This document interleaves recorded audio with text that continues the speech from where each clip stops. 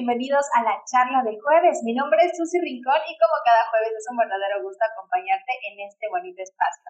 En esta ocasión nos acompaña nuevamente un invitado muy especial de estos espacios. Él es el maestro en análisis clínicos, Daniel Arias. Él es dueño de un laboratorio de muy alta calidad, de mucho prestigio aquí en Mopastepec, y se da el tiempo necesario para compartir con nosotros información sobre análisis clínicos y también tips sobre cómo cuidar de nuestra salud.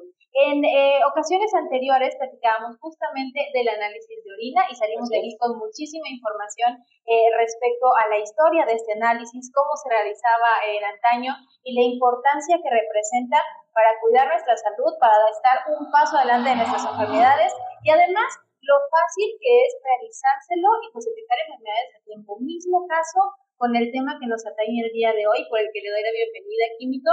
El día de hoy platicamos sobre el análisis de heces. Primero que nada, muchas gracias por darse el espacio de estar con nosotros. Bienvenido. Al contrario, muchas gracias por la invitación, sobre todo a ti. La verdad, pues, es un gusto volver a llegar a este espacio. Sobre todo, también visitar aquí a viejos amigos como el arquitecto Solórzano. Y bueno, pues vamos una vez de lleno entrando con el tema. Pues fíjate que el estudio de análisis de las heces es un estudio que hasta cierto punto podríamos decir, como vulgarmente lo conocen como la caca o la popó, siempre llega a ser como un estudio de los que dices tú, no lo voy a realizar por X y razón, porque, bueno, pues es que es muy normal, pues, de saber de que trabajar con ese tipo de desechos obviamente van a traer malos olores y todo lo que conlleva, pero por la razón de que es uno de los es un material, es una materia que está hecha y formada de muchos elementos, principalmente pues, y aparte de que lleva elementos sólidos, también lleva elementos líquidos, porque también hay parte del agua que nosotros consumimos en las bebidas, etcétera. Pero fíjate que esta materia fecal como tal, para así ya decirlo en términos más científicos o técnicos, es esta materia realmente se forma a través de la digestión, porque ya ves que los alimentos pasan del medio externo al medio interno. Entonces, uno de los primeros, con la primera barrera con la que se enfrentan los alimentos es justamente con los dientes, con la parte de la masticación. Y obviamente ahí hay unas enzimas que se encuentran en la saliva, que pues es una amilasa de tipo salival. Eso es lo que se va a encargar es de reducir cada vez más los metabolitos o los ingredientes que están dentro del alimento para hacerlo cada vez en pedacitos más pequeños. Y poco a poco así ese bolo alimenticio va pasando a través del esófago, llega directamente por el tubo digestivo, ya llegando ahí por donde está el estómago. Ahí obviamente pues se tiene que enfrentar con la barrera de los ácidos gástricos. Y ya pasando por ahí, ya tiene que llegar por otras vías hasta los intestinos. Obviamente durante todo ese trayecto, también parte de los metabolitos, que de todo lo que nosotros consumimos, ya sea proteínas, glucosa, que nosotros absorbemos a través de los alimentos, pues obviamente todos esos metabolitos viajan directamente a la sangre. Y lo que ya no se pudo prácticamente digerir, o ya lo que no se pudo prácticamente metabolizar, es lo que sale como desecho. Pero aquí viene un detalle, que es lo que ahora pues ya prácticamente ya cambió demasiado. Porque anteriormente pues el análisis de las heces simplemente era nada más, pues voy a ir al laboratorio a que me analicen las heces para ver si tengo parásitos. Pero ahora ya no es un estudio solamente de que se trata de solo buscar parásitos. Ya es un estudio más especializado donde en realidad se trata de ver cómo está la función a nivel gastrointestinal, ver cómo está funcionando tanto el hígado como el páncreas y también sobre todo entender exactamente la situación de nuestros intestinos, cómo está su grado de inflamación sobre todo. Entonces, esto es un avance sobre todo bastante significativo porque pues ya es un plus, son datos que son muy importantes sobre todo para los médicos, para entender cómo está la situación de la cuestión más que nada de la situación de la digestión de los pacientes. Y bien, fíjate que no es un estudio, como te dijera, demasiado nuevo, pues ya tiene un cierto grado de antigüedad. Al igual que el análisis de orina, también fue uno de los estudios que empezaron desde hace muchos años. De hecho, los primeros en analizar las heces fueron los griegos, los chinos y también los árabes. Pero más sobre todo, aquí sí le voy a dar más importancia a los chinos, porque fueron los primeros en oler las heces. Okay. En oler las heces dentro de digamos que anteriormente los médicos chinos tenían la costumbre de oler las heces. De hecho, fíjate que hay una película que se llama El último emperador, donde hay una escena donde tienen al hijo del emperador que obviamente pues está con todos los sirvientes, entonces uno de sus hijos hace eso por la vacinica, y pues ya uno de los sirvientes lo lleva directamente al médico de cabecera, y él nada más por molerla dijo, no, pues tiene menos carne y más verduras. Okay. Entonces, con base a eso, para que te vayas dándote cuenta de una idea, cómo es que ellos ya tenían una idea en cuanto a la cuestión, cómo tenía que ser la nutrición en ese aspecto.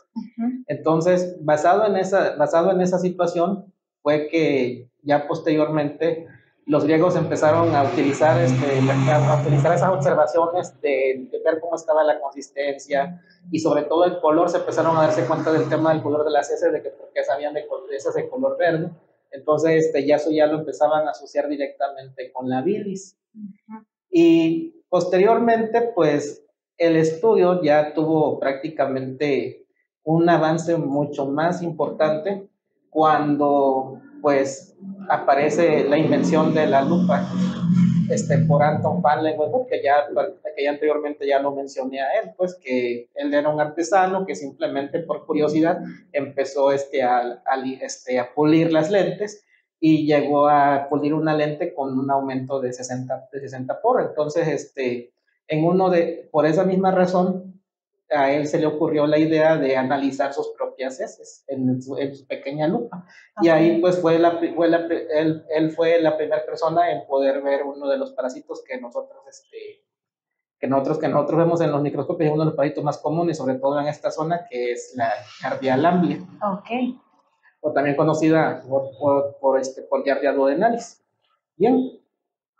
Y posteriormente aparece en la parte microbiológica, cuando fue la época de oro de la microbiología, que prácticamente pues la inaugura el señor Louis Pasteur, pues él justamente también empezó a darse cuenta sobre que habían ciertas bacterias que fermentaban las heces. Y también durante esa misma época de oro y hasta nuestros días empiezan a surgir nuevos medios de cultivo para poder estudiar bacterias que también son causantes de problemas gastrointestinales como Salmonella, Shigella, E. coli. Y ya en la actualidad, pues ya ahorita ya utilizamos una serie de pruebas que son unas combinaciones de pruebas inmunológicas, unas reacciones antígeno-anticuerpo, que prácticamente pues ya son un poco invasivas, pero nos ayudan sobre todo pues a diagnosticar esos microorganismos de una manera más accesible y más rápida. Ok, claro, vemos que el análisis de heces, al igual que el análisis de orina, comprenden, pues ahora sí que al analizar una muestra que literalmente nace en el principio del sistema digestivo y termina justamente al final, pues analiza una muestra que está impregnada de muchísimas sustancias, proteínas e incluso bacterias que nos pueden avisar sobre el funcionamiento correcto de todo el sistema digestivo, que es prácticamente la columna vertebral del funcionamiento de nuestro organismo. Entonces, sabemos perfectamente bien que hasta este punto que el examen de heces o el examen de material fecal es sumamente preciso y tiene un peso pues bastante pesado en cuanto al análisis clínico y también representa un apoyo enorme para anteponernos a las enfermedades, como bien mencionábamos, ¿no? Sin embargo, considero que el hecho de que existan tanto el análisis de orina como el análisis de heces me da o nos indica de alguna manera que sirven para distintos propósitos, ¿no? Digamos, comparándolo de alguna manera con el análisis de orina, ¿qué tipo de bacterias podemos encontrar al analizar una muestra fecal que a lo mejor no podamos apreciar en una muestra de orina? Bueno, hay ciertas bacterias que en las cuales sí comparten, por ejemplo, la Escherichia coli, pues es una bacteria que también se encuentra en el colon, como también se puede encontrar en la orina. Pero también a veces pasa situaciones por la que a veces hay infecciones gastrointestinales que son bastante fuertes y como existe esa comunicación enterovesical, pues a veces parece ser, bueno, al parecer, pues algunas bacterias también se logran pasar al tracto urinario. Entonces eso es lo que ocurre por ese tipo de comunicación. Y bueno, y a veces se han visto casos bastante agresivos donde también hay pacientes que terminan a veces orinando heces por la orina. Ya son casos muy raros y muy graves, pero pues aunque generalmente nosotros en la mayoría de nuestros casos cuando vemos una orina con materia fecal, pues lo asociamos a una contaminación porque el paciente no tuvo buen manejo a la hora de recolectar su muestra. Claro, y eso evidentemente interfiere en la interpretación del análisis, ¿no? Sobre todo. Ok. Sí. A partir de ese interesante descubrimiento es que el análisis de heces, como lo conocemos, comienza a evolucionar a lo que es hoy día, pero realmente hoy día no cambia mucho a lo que era en ese entonces, ¿no? Pues no, porque prácticamente es parte de lo que nosotros realizamos. Y de hecho es uno de los muchos estudios que se realizan.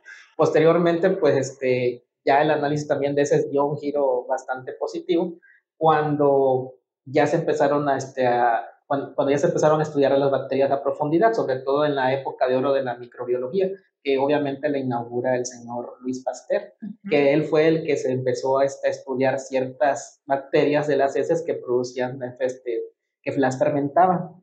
Y ya más adelante, pues viene también un avance científico con los medios de cultivo, sobre todo para la investigación de las bacterias, como la salmonella, la shigella, Escherichia coli, Proteus, entre otras. Y más adelante, pues ya empezaron también a ver ahorita unas cuestiones más sofisticadas con base a este estudio, que ahorita pues ya estamos utilizando ya pruebas inmunológicas que son simplemente reacciones de antígeno-anticuerpo, que al final pues no son tan invasivas como otros estudios que le realizan los médicos a los pacientes, como el caso de la endoscopía, claro. Pero simplemente también a pesar de eso, que son unas pruebas bastante rápidas y bastante fáciles de realizar, pues también nos generan, nos sirven porque nos orientan más que nada al diagnóstico. Claro, por supuesto. El análisis de heces, al igual que la gran variedad de análisis que realizan los expertos en análisis clínicos como usted, nos ayudan, pues como bien comentamos desde el principio, ¿no? Estar un paso adelante de las enfermedades, a descubrir, por ponerle una palabra, antes, con tiempo de antelación, cualquier cosa que le ocurra a nuestro cuerpo. Y pues bueno, igual de esto vamos a continuar platicando un poquito más adelante, más a fondo.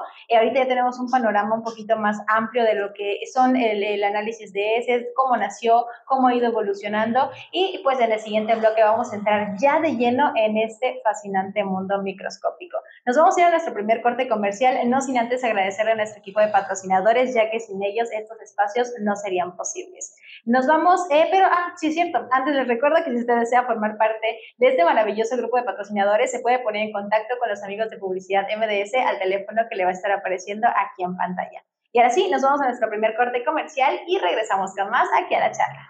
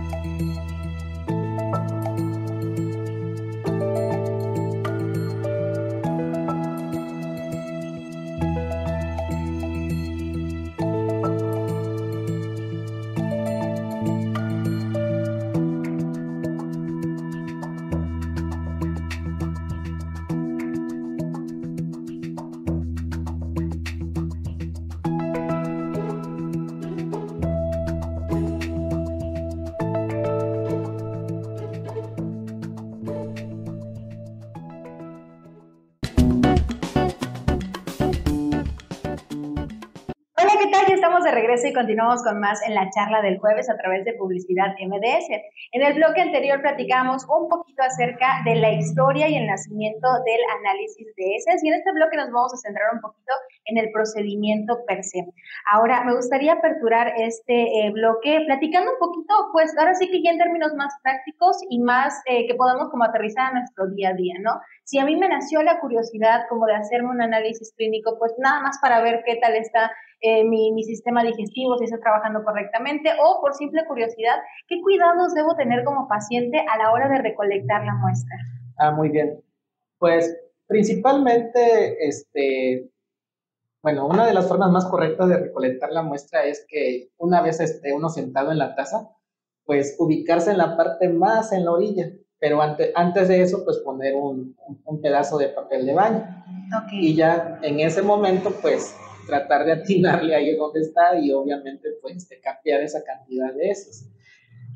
La otra forma es sentarse al revés, pero mirando hacia el tanque, con vista hacia el tanque, pero obviamente poniendo también el papel de baño y que quede prácticamente en la parte altita, pues no que se vaya directamente al fondo para capear la mayor cantidad. Al final, lo que se va a entregarle directamente al laboratorio, en este caso a uno como químico, es una cantidad que tiene que ser del tamaño de una nuez, prácticamente una cosa así, claro, más o menos pequeña.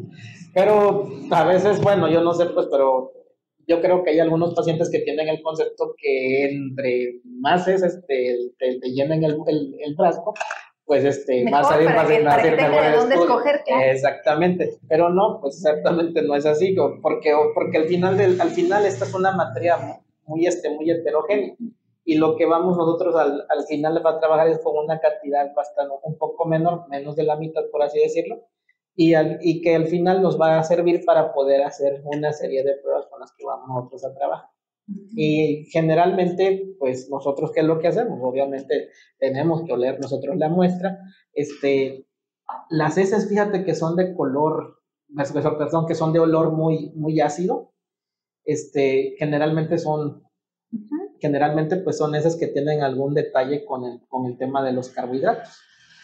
Y hay unas heces que tienen como que un olor alquitranado, okay, y pues, o como tirando a pútrido, pues ya son pacientes que ya tienen un problema gastrointestinal bastante muy severo, pues, o sea, están inflamados o inclusive pueden estar arrojando sangre. Otro detalle también es el color de las heces. Las heces siempre tienen un color marrón característico, y de hecho hay una gran tonalidad de varios tipos de marrón, pero mientras mantenga ese color marrón, pues no hay ningún inconveniente. Ya obviamente esos tonos marrones también van a variar de acuerdo a la alimentación del paciente. Claro. Pero cuando son de color amarillo, pues, y obviamente vienen con el olor ácido, pues ya estamos pensando que esos pacientes están tomando muchos productos lácteos que están acidificando la orina, como en el caso de los bebés. O la otra situación, pueden también traer alguna intolerancia a la lactosa. Okay. Sí. El otro detalle también es que cuando las heces son rojas, también pueden ser por algún tipo de inflamación o también por alguna mala absorción de alimentos. Hay heces que también pueden traer alimentos que no estén completamente bien digeridos. Inclusive también hay heces que pueden inclusive traer moco y sangre, okay, visiblemente. Y entonces pues también hay que analizar el por qué está pasando eso. Otra situación pues también son con las heces que son diarreicas. Esas también tienen que ser investigadas. Pero como te vengo comentando, todas esas observaciones nosotros las vamos, nos van sirviendo nosotros como datos para poder tener una idea qué es lo que cuál es lo que procede posteriormente. Okay. Y qué es lo que vamos a seguir realizando. Ya después de ahí viene el otro tipo de examen, porque el examen que nosotros vimos es un examen macroscópico que más que nada se trata de diagnosticar las características físicas de las heces. Claro. Pero ya este examen que voy a comentar es el examen químico.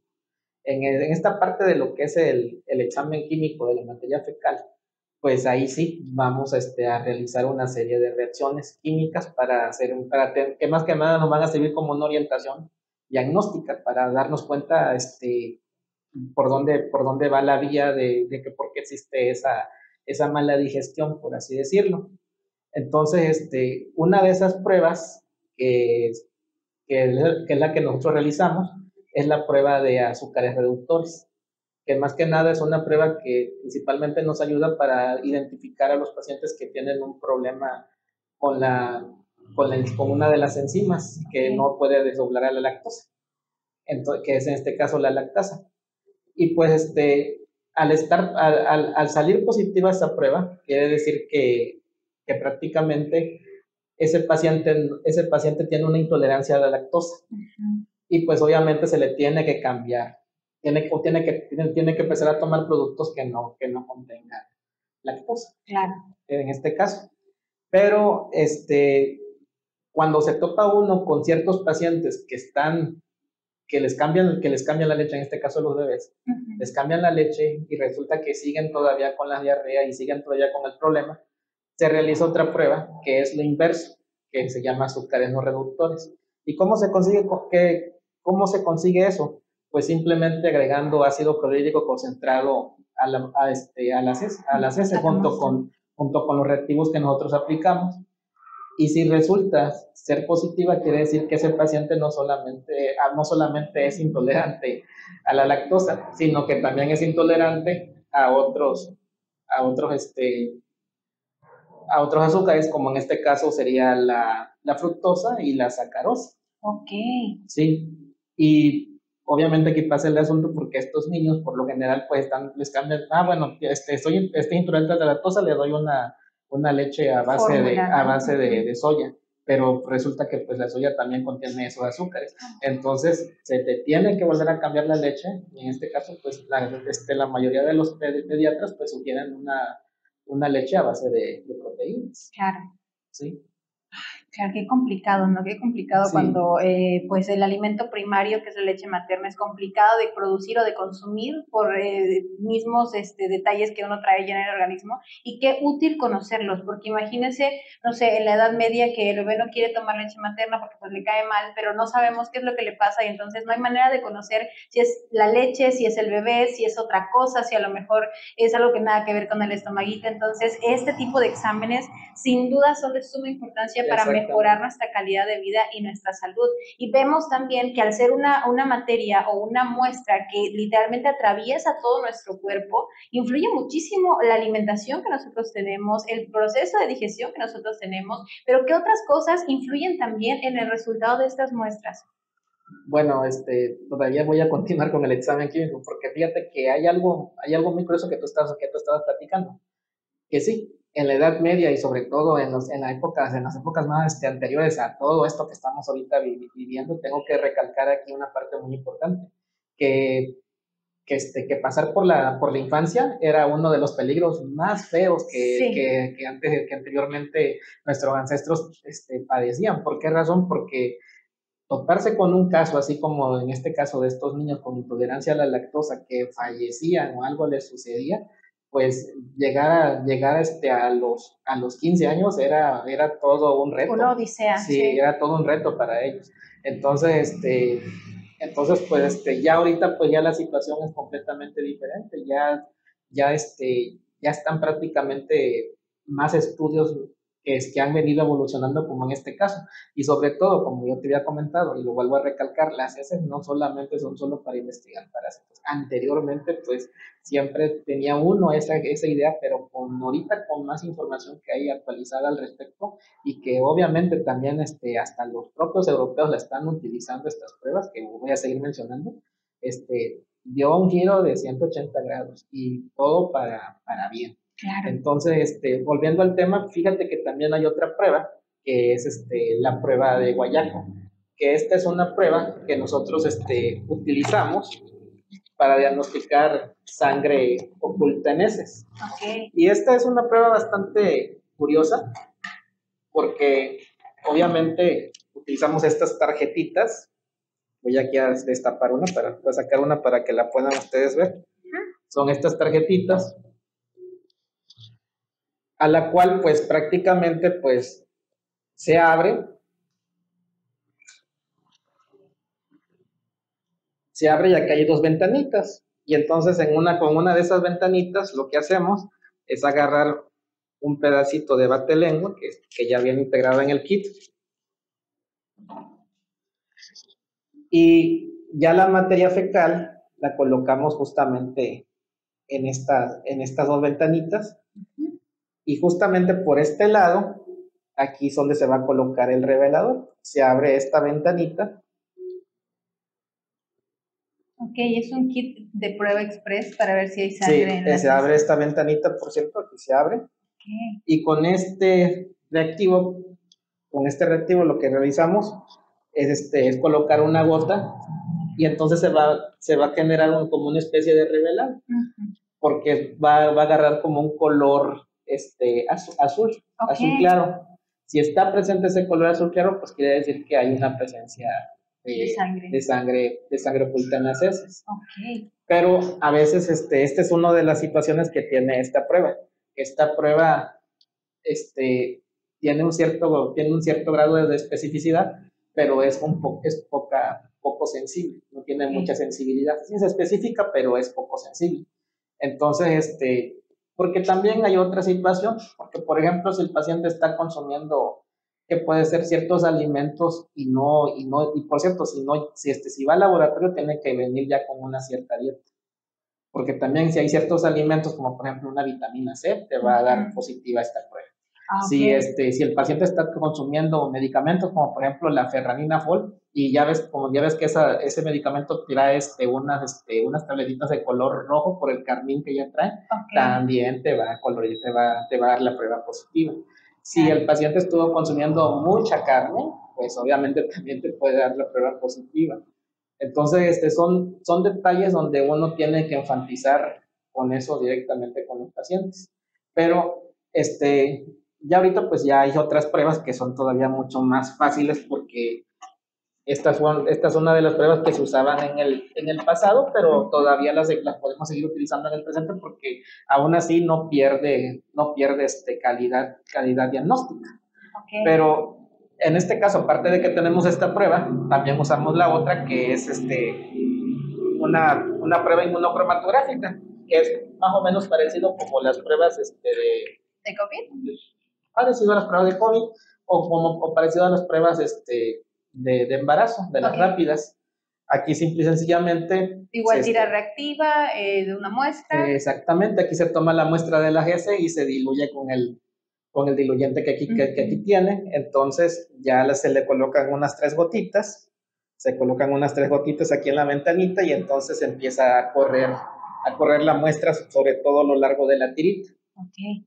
Pues obviamente si la prueba es positiva, pues quiere decir que pues hay presencia de sangre oculta en heces. Y a veces pasan casos muy curiosos, que por ejemplo, me da positiva en la prueba de guayaco, pero me da negativa en la prueba de sangre oculta, que es la prueba inmunológica. Okay. Entonces, ¿qué es lo que me indica? Que probablemente puede que exista, lo más seguro, un sangrado en las vías altas. Entonces, se puede realizar una prueba también de tipo inmunológico que también, pues, se puede apoyar o no con esta. Y a veces en el kit vienen las dos, que es la prueba de transferrina fecal.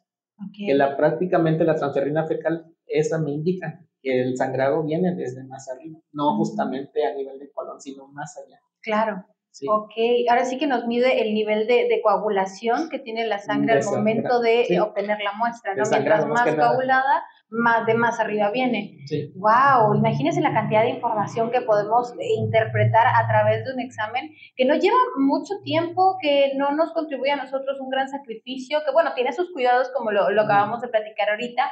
Es necesario aplicar una buena técnica de puntería para poder recolectar la muestra correctamente y sobre todo llevar una dieta también, ¿no? Que forma parte pues de los cuidados que uno debe de tener antes de realizarse este tipo de muestras. Sin embargo, no son cuidados muy difíciles, o sea, llevar una dieta, ¿por cuánto tiempo se lleva esta dieta? Pues por lo general podría ser hasta de una semana, a veces de 3 a 5 días. Muy bien, así que dependerá de los hábitos del paciente. Dependerá de los hábitos del paciente. Okay. Pero de preferencia, pues sí, pues porque obviamente, obviamente de acuerdo como se alimente, pues así también va a ser el resultado. Claro. Sí, y de hecho, pues sobre todo, si estos resultados son leídos, sobre todo como un médico especialista, que en este caso es un gastroenterólogo, él va a tener todavía más noción de lo que está realmente comiendo. Y de hecho, acá hay una gran ventaja, que ahí sí, en parte, sí nos ayuda bastante los gastroenterólogos, porque los ponen a dieta antes de llegar a hacer el estudio. Ok. Sí. Esa es una de las ventajas. Muy bien. Bueno, llegar a realizarnos una prueba, un análisis de heces, no hay necesidad de hacerlo a través de un gastroenterólogo. Bueno, nosotros podemos ir por nuestro propio pie a realizarnos este tipo de exámenes, ¿cierto? Sí, ya con estas indicaciones que ya pues son más que nada muy importantes. Ok. Pero pues sobre todo pues entender de que no solamente este estudio, pues también hay otros más. Esto es una parte. Claro. De hecho, fíjate que hay otros estudios que también son muy interesantes, porque ya te había comentado sobre el color de las heces. Las heces por lo general siempre son de color marrón porque estas poseen un pigmento natural, ya de manera bioquímicamente hablando, que es en este caso la estercobilina.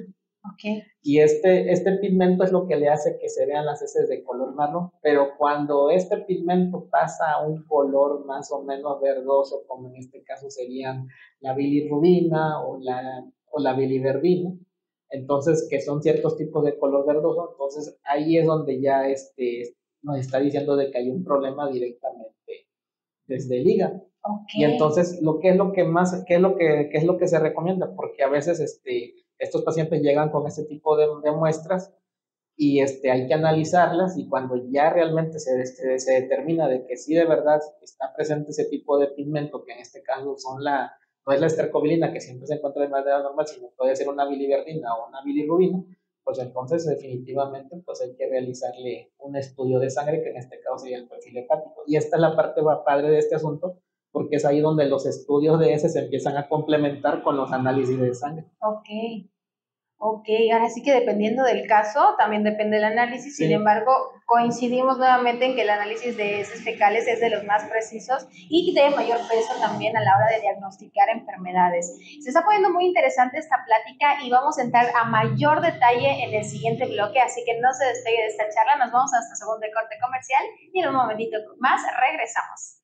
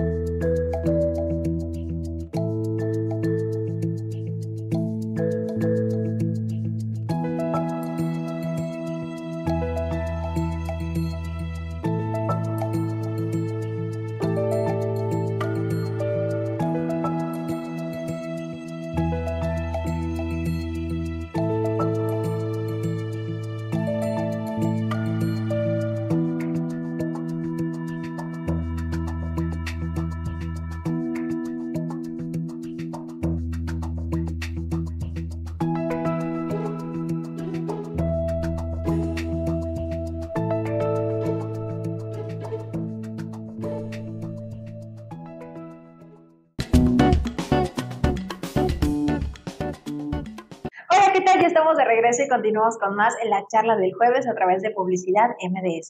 Continuamos platicando sobre el análisis de heces fecales. Ya platicamos un poco de los antecedentes, de la importancia de hacérselos, de que no es necesario estar enfermos, presentar sintomatología o ser derivados de un gastroenterólogo o especialista para realizarnos este examen. Perfectamente podemos saciar nuestra curiosidad o prevenirnos a cualquier enfermedad haciéndonos uno de estos exámenes.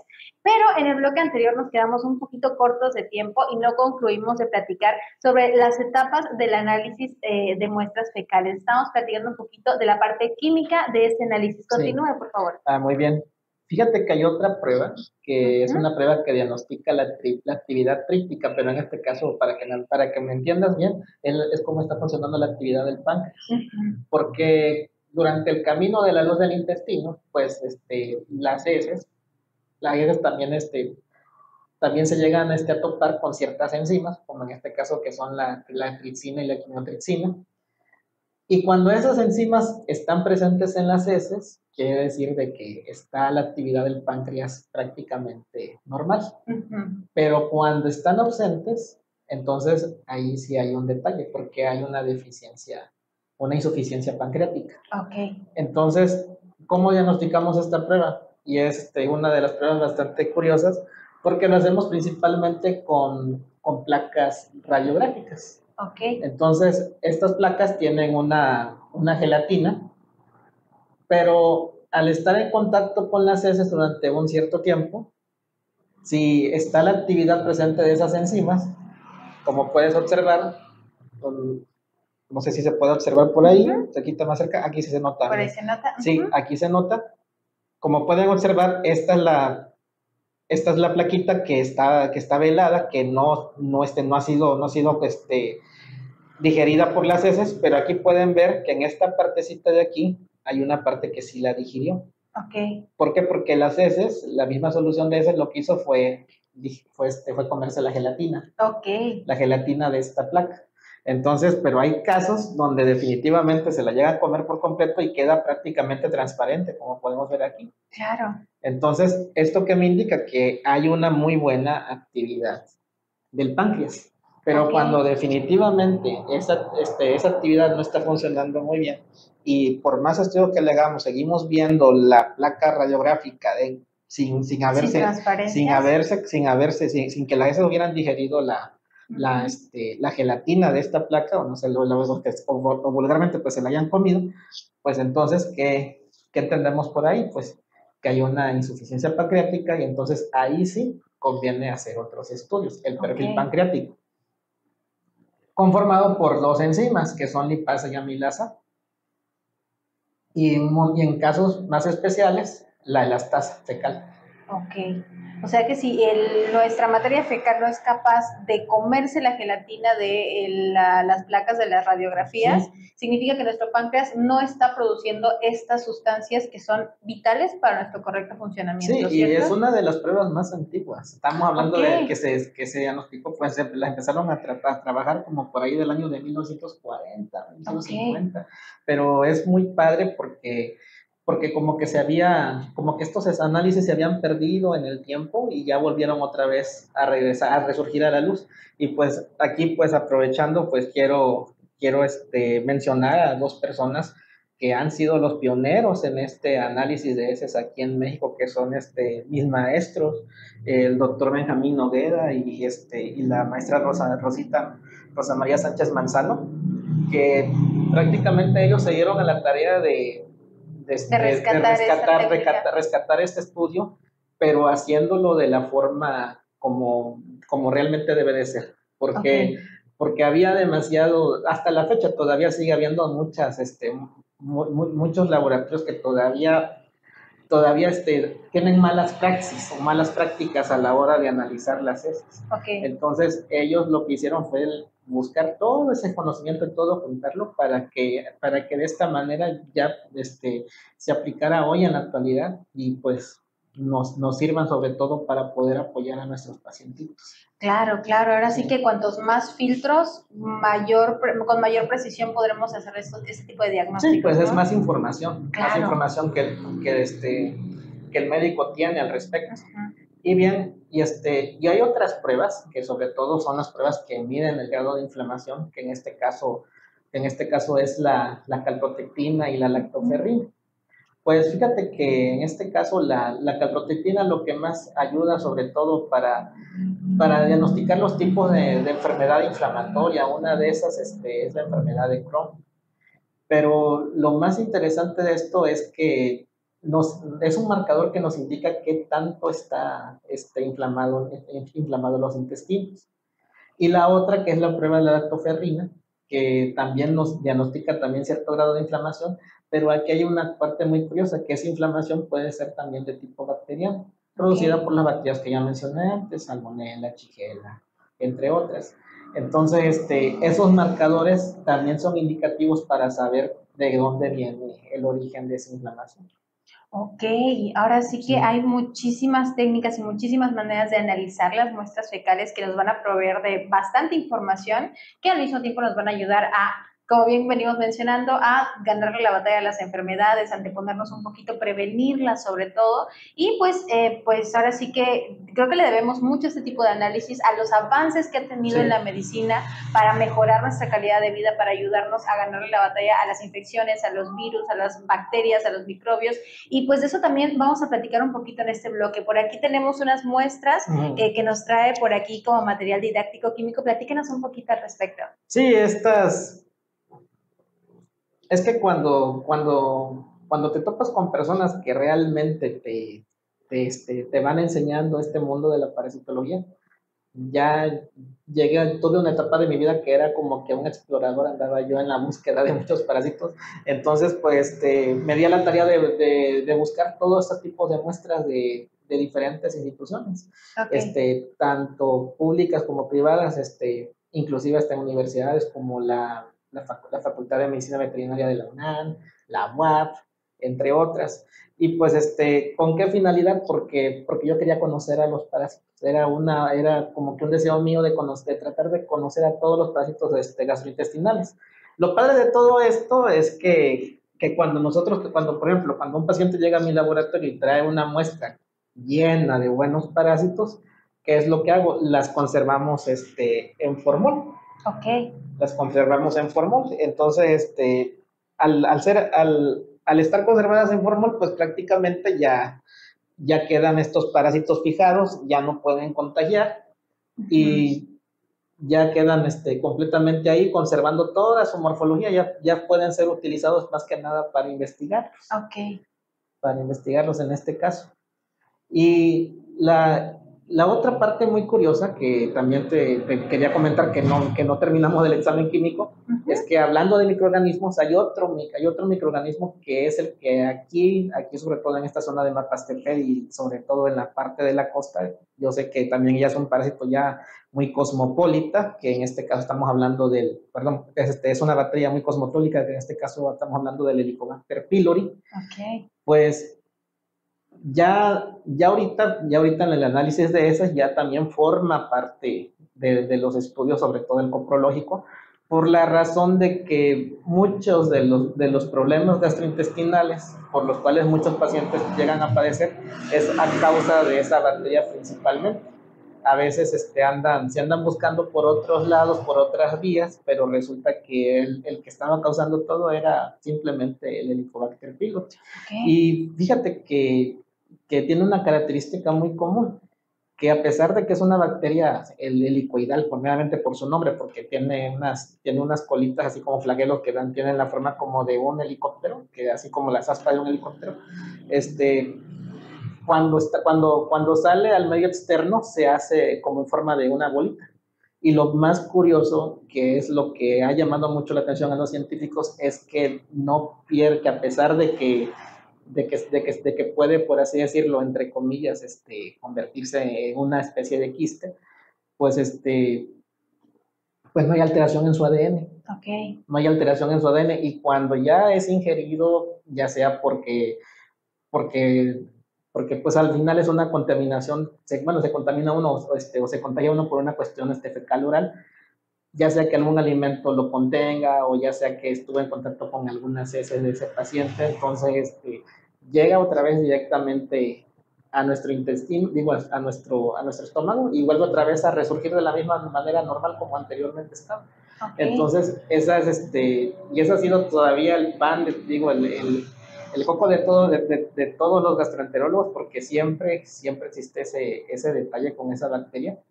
Y bueno, ¿cuál es el problema con ella? Que si no es tratada a tiempo puede producir cáncer gástrico, o en unos casos mucho más tremendos puede producir un cierto tipo de linfoma que se conoce como linfoma de Mach, asociado directamente a esa bacteria. Ok, ¿existe un examen especializado para encontrar esa bacteria? O sea, ahora sí que enfocado en buscar el Helicobacter. Sí, es una prueba inmunológica, como en este caso. Igual así, de la misma manera, se colocan las gotitas ahí con la disolución que lleva, y aquí lo que sucede es una reacción antígeno-anticuerpo, porque es una reacción que ocurre ya que en este caso, pues lo que se trata son buscar células muertas de esa bacteria.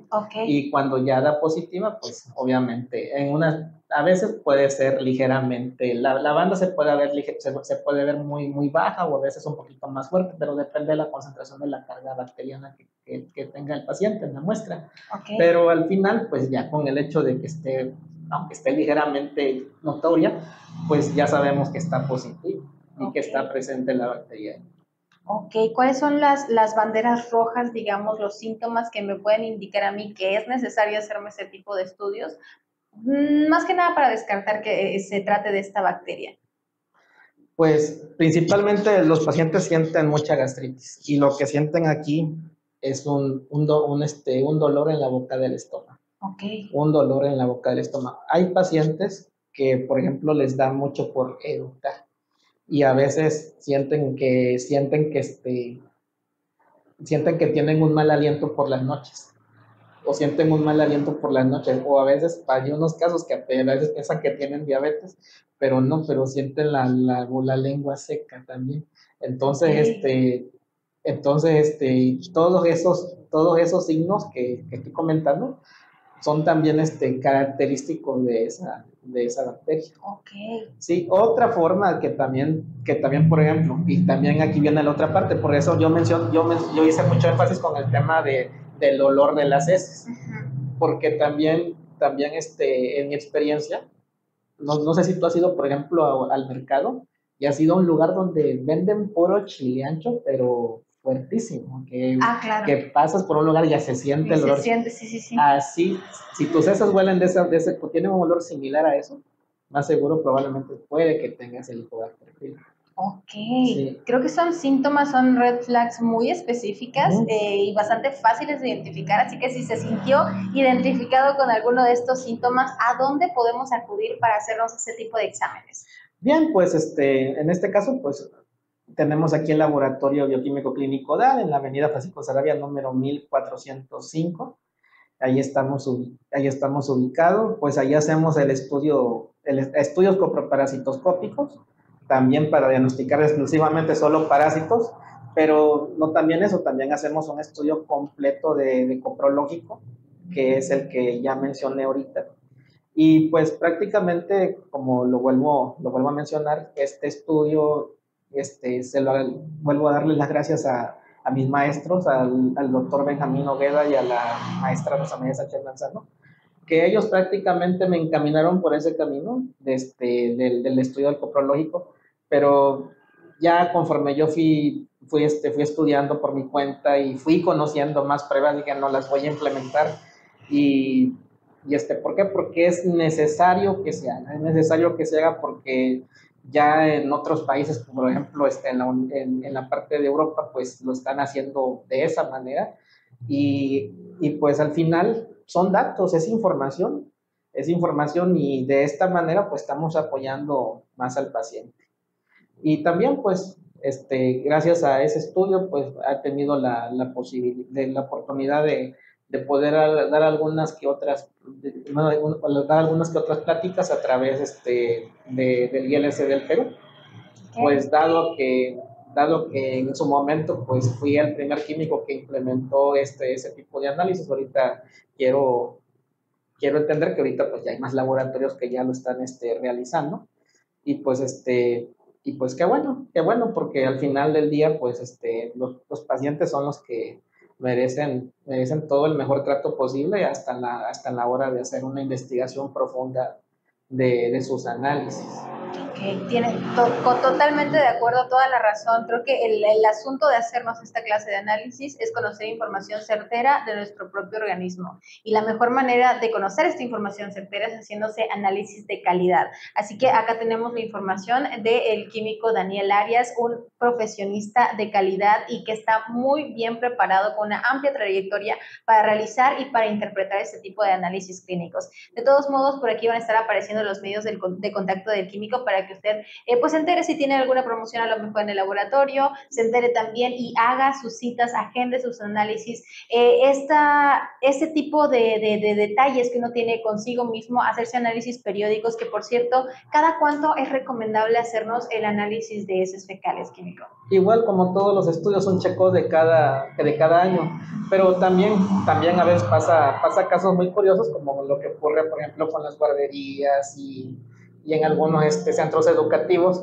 donde pues también le piden a los niños y a las personas que trabajan ahí hacerse un examen coproparasitoscópico, que es más que nada para la búsqueda de parásitos. También quiero enfatizar aquí que en este caso, si una persona llega a tenerlos, aunque sean parásitos de tipo comensal, que no son parásitos que realmente produzcan ningún efecto en el paciente, pero están prácticamente viviendo, inclusive en ellos de manera sintomática, porque no siente absolutamente ningún síntoma, pero no por el hecho de que tengan esos tipos de parásitos no quiere decir que por ahí también ande un parásito de tipo patógeno. Entonces, pues tienen que ser prácticamente tratados, porque igual, de todas maneras, pueden contagiar a otras personas y aunque yo lo tenga y a mí no me hace nada, pero al niño fulano de tal le puede ir de otra forma, y entonces pues... Claro, es como los piojos, ¿no? Si alguien los tiene, es muy probable que contagie a la gente con la que está conviviendo día con día. Entonces, sí es muy necesario hacernos esta clase de exámenes. No se espere a que los síntomas lo tengan agarrado de las manitas para ir a ver qué es lo que le pasa. Intente ir un paso adelante de las enfermedades haciéndonos análisis periódicos, ya sea de orina o de heces fecales, que ambos son buenísimos, considerados biopsias también, que nos permiten pues acceder a información sobre el propio funcionamiento de nuestro cuerpo, ¿no?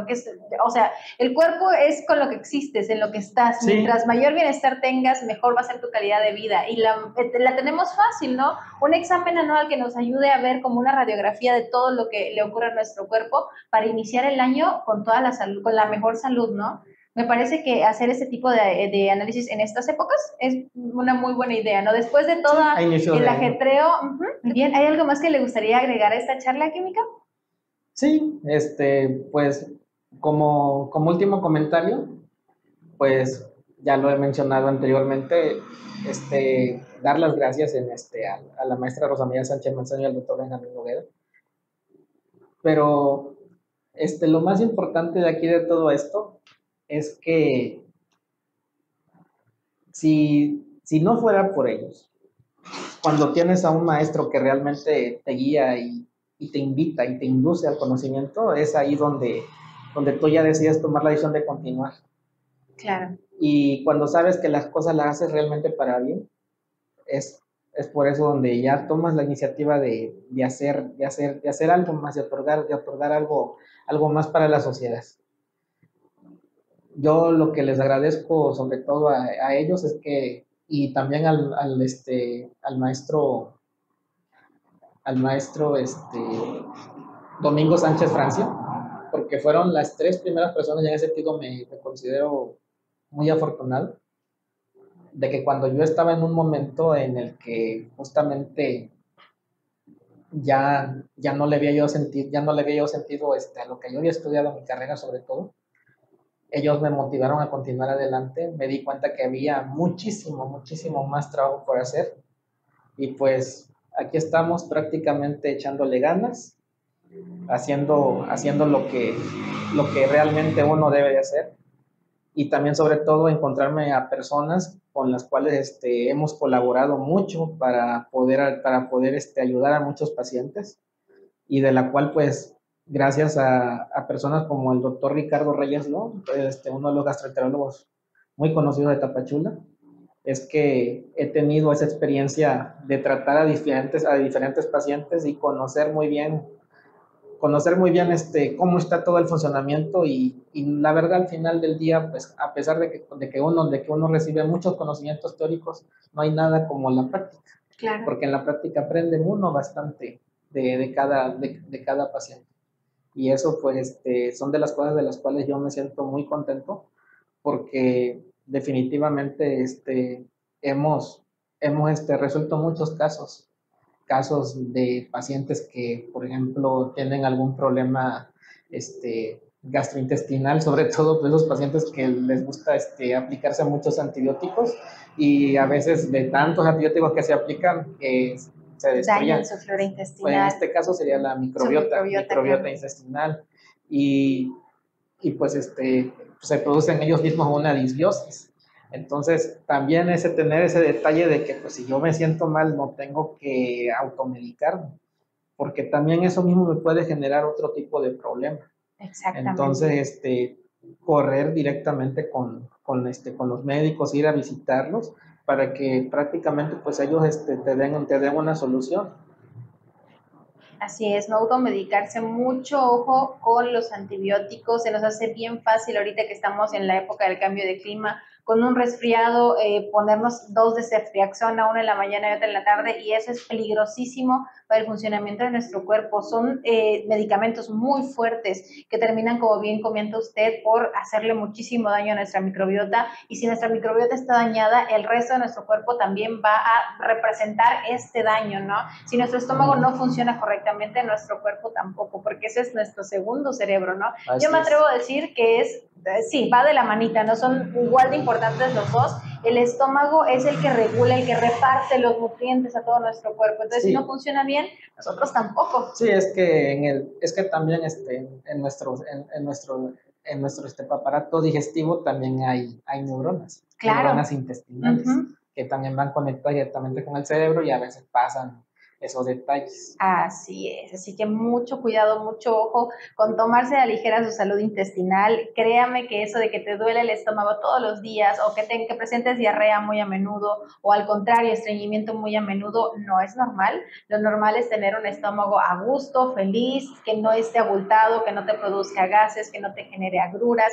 Lo normal ahora sí que es sentirse bien. En el momento en el que hay algún detallito con el que no nos sentimos cómodos con nuestro cuerpo, hay que ir con un especialista para descartar sobre todo que sea un síntoma de algo mucho más serio, ¿no? Así es. Pues bueno, muchísimas gracias, Químico, por regalarnos este pedacito de su tiempo. No, al contrario, no, gracias a ustedes por la invitación y pues por darme la oportunidad de alzar mi voz en este programa, porque definitivamente es una información que los pacientes también deben de conocer, porque es muy necesario, es también necesario saber de que los análisis de heces no solamente es buscar parásitos y ya, sino que hay que ver si la infección es de tipo bacteriana, es de tipo viral también sobre todo, y también por otra parte, pues, dónde está la cuestión funcional a nivel gastrointestinal, qué es lo que me está generando el problema. No, a veces no necesariamente ni son los parásitos, ni son las bacterias, ni son los virus, es otra situación y hay que investigar. Exactamente, y los análisis de heces nos van a decir desde dónde tenemos que investigar, así que si le dio curiosidad, no lo dude, vaya a hacerse estos exámenes, manténgase sano, que este 2025 nos agarre con la pancita contenta, en buena forma y con buena salud. Pues bueno, de mi parte nada más que agregar, mi nombre es Susy Rincón, fue un verdadero gusto acompañarte un jueves más aquí en la charla del jueves y nos vemos en el siguiente. ¡Chao! Esto fue una producción de Publicidad MDS.